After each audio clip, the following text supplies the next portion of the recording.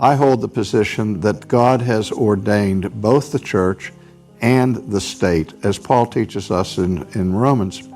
And the state has a specific function to carry out, administrating the duties that God gives to it.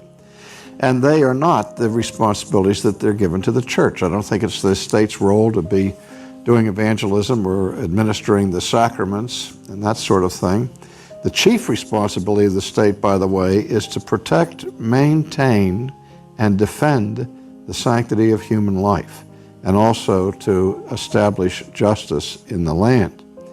Now, historically, when the state fails to submit to God's authority in carrying out its responsibilities, it has been the church's call to exercise what we call prophetic criticism to the state.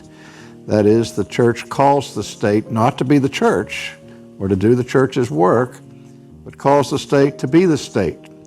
What has happened in our culture today with this mantra of separation of church and state, when you exegete that, what is really being said is the separation of the state from God. Our state has more or less declared its independence from God and claimed a certain autonomy by which they operate. And when any state does that, it's the task of the church and the people of God to call the state to task for doing that. That's where we start. And so it's certainly important for us to be involved and concerned for the general welfare of people and to help the state be the state.